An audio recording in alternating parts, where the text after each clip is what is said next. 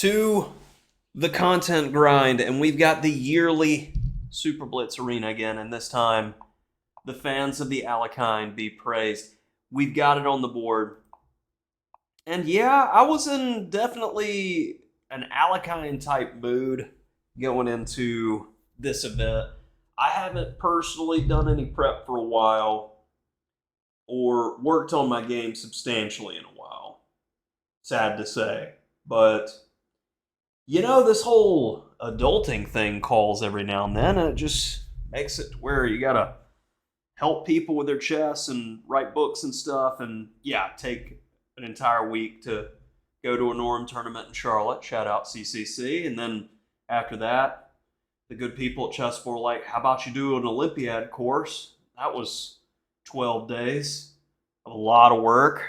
It's good work. I really enjoyed it. Check it out for the pro members on Chessable. But I was exhausted after that. Hard to work on your chess when you're looking and doing game analysis and whatnot. But I came back, did this tournament, felt pretty decent about the overall results. I really wish I had that extra hour and a half. And I do feel like I could have cracked top 10 in this event. But 18th is not bad out of like, what, 8,000? So F4. And this is a relative sideline that I don't worry too much about. But knight b6 early, you expect to get c4 at some point, and we get the 4 pawns. But my opponent gave me the opportunity to just get a general setup. And I don't typically play the early knight b6, but if we notice, this is a berserk game. And if I'm playing the Alekhine in 1 minute time controls, I'm trying to save time. So for this move here, I have already pre-moved knight b6 because c4 is so common, and I don't want to have to worry about it. So this line is a bit inferior for black, and it's a secondary recommendation in my Alekhine course on Chessable. But I'd say it's a lot more feasible in fast time controls like we have here. White's built up a big center. So what do? We need to start chipping away at it, tear it down. So let's see the overall plan and how we execute here. First, I go bishop g4, where the engine's like, hey, just be better after bishop e4 or h3. Nope, bishop e3, and now already black should be getting close to the driver's seat. I get rid of the bishop, and I have the bishop pair. I'm chopping down the center. I've got everything I want out of the opening here. Takes. Under pressure in the center. Now, bishop e6 makes a lot of sense to maintain the bishop pair. I will agree with the engine on that one, but when I see a clear plan, I go directly for it. This has magically developed my rook. I've got another file to work with. So the key in this position coming up is, well, this pawn chain is shutting down my bishop. And it's like the bishop doesn't exist. We need the bishop to exert pressure on the h8, a1 diagonal.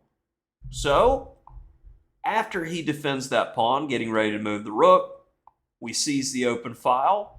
All of our pieces are working. I feel good about that. And now f6. Key pawn move to break open the position and get counterplay. Now the bishop is active again. You know, well, your pawn's weak, but how's he going to get to it? How's he going to justify it? I feel that black's position is much easier to play than white's here, as we see the engine teetering around zeros. F5, we get a little bit of fireworks here. So it liked bishop takes a3, which is logical because the b pawn is a bit poisoned due to this threat. But I must have seen something I didn't like there and went bishop d4 immediately. As, say for instance, knight takes, rook takes. This liquidation is not too intimidating, as we get relative equality, and rook d6 is first choice here. Looks like zeros to me, but what can you do in situations where you have a reasonable move with bishop takes a3 and don't play it? I don't know. Opponent had the opportunity to liquidate, but I'm pretty sure he's trying to win as well. And that is the benefit of playing against a human opponent versus the engine. The engine's just trying to be objective over here. And I trying to get a game. So knight takes. Take with a rook. The knight is such a beautiful anchor holding the e7 pawn. Now it's a matter of don't let the king get in trouble while figuring out a way to increase pressure. So first and foremost, I do not like the bishop there. Let's take some key squares. Oh, please go away. Would you like to trade? Because without the set of rooks, the chances of getting checkmated are almost zero. Isn't having that. So we just cover everything in h4. Getting on the opposite color of the bishop and securing the g3 square. Maybe a knight could get there at some point. That would be nice. Gotta watch out for this stuff. But we've got time, so we get off the landmine square. Constantly looking to pressure, because if he plays a move like check, it's short-lived, because we're able to continue to bother the b there. So he decides to grab the pawn, and I get the dream square for the knight. Now we're looking to just continue to pile. Don't want to lose that base pawn. And now 14 seconds to 12 seconds. This is where you'll see my natural inclination. And in general, your natural inclinations as a chess player is going to show when you are in mass time trouble. With mine, I typically tighten up, batten down the hatches, and get ready for defense, and I'm looking for shots. I'm just playing defense. That's what I'm doing, curling up. Now, does that mean pure defense where I'm not attacking? No. Waiting for opportunities. Some people go all out when they're in time trouble. I would definitely be in the style of players like Kasparov and Polgar. I would say my style is more like, all right, we're just going to get to a position we can play very quickly, very solidly, not looking to get into a scrap unless I have to.